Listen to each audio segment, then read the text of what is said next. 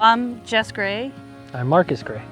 And we run Gray's Landscaping, and our home farm is Kitchen Sink Farm. We manage vegetation on solar facilities with sheep rather than mowing.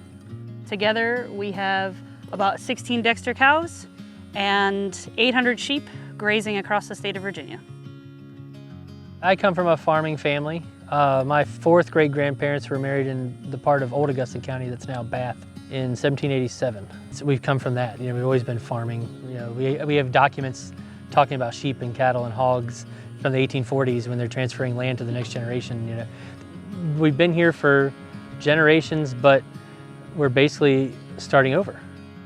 My sister and her husband helped us get on our home farm and created that opportunity, and we've used that for a springboard to grow the business. And then when solar became an option, we've pivoted into that.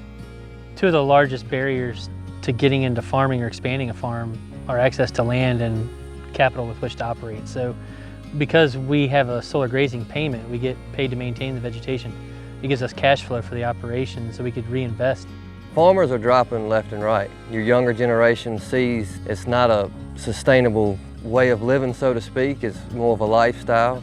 Their parents retire or their parents die out, the first thing they want to do is put up an auction sign and sell it, and that leads to development. And development always leads to increased taxes and more housing. Grazing on solar is not biased towards any age or experience or anything like that. It removes a lot of the barriers, and it allows the opportunity for anybody who wants to get involved, who wanted to be in agriculture one way or another, the access to the land and then how they manage it. The other really great thing about it is we're seeing a lot of older cattle farmers who still want to stay in ag be able to make the shift from cattle to sheep because it's not as hard on their bodies. I'm a loan officer with Farm Credit of the Virginias. Jess and I really started working together. She's actually enrolled in what's called our Ag Biz Planner program now, and I just provide financial resources and assistance to our local producers in the area. Typically, if you're part of a farm operation, you either were born into it or you were left with it. So it's really hard when you don't have that way in to figure out how to get in. Land costs are constantly going up. You are being given the opportunity for development versus agricultural preservation and different things like that. And so you're always up against the gun on how can you invest in land. And so I find that the solar grazing is an excellent opportunity just because it allows folks to still be in production agriculture and using that business model without having to have that upfront capital. The thing that most interests me is the fact that we have the opportunity to make this land that's being used as profitable, if not more, than it's been since World War II. Our value and what we've been trying to get everybody to understand is sheep is the gateway animal. We can get cows out there soon. We can get chickens, turkeys, ducks, geese. We can be planting row crop. The diversity in the land can be opened up now that this is there.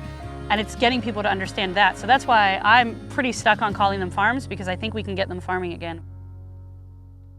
One of our success stories is Crystal Hill. And we convinced the company that's building it the value of bringing the sheep to the site earlier and what it could do for them. And what we really helped them do was establish their forage and their vegetation a lot faster than what they thought that they would see. The sheep were fertilizing, breaking up the soil, and then they came in right behind and seeded. We were able to work across the landscape, get things growing, stop erosion, and make it look like a much healthier site. This is Crystal Hill Solar. It's a 65 megawatt solar farm in Halifax, Virginia, Southern Virginia, and it's actually our first operating solar project. Solar grazing has a tremendous bio impact on the land. It enables natural grasses to grow in the right season. It enables nutrients in the soil to naturally come back after, in many cases, years and years of industrial farming.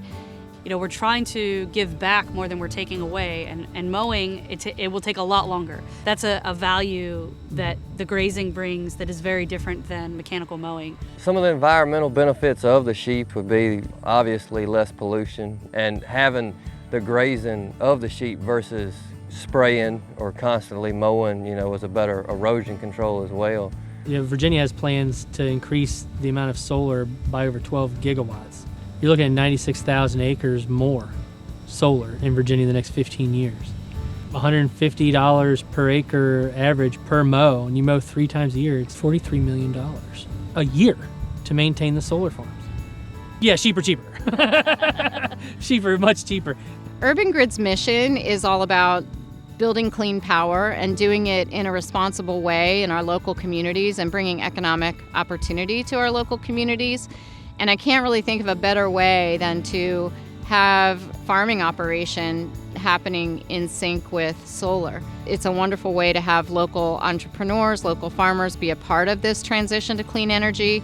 And we chose Graze Landscaping after a lot of consideration on the kind of partner we would want in this business. Their reputation, having worked with Dominion Energy in Virginia, really meant a lot to us. And they know Virginia. They know what grows here. They know vegetation management. They just really checked so many boxes that we were looking for in a partner for solar grazing.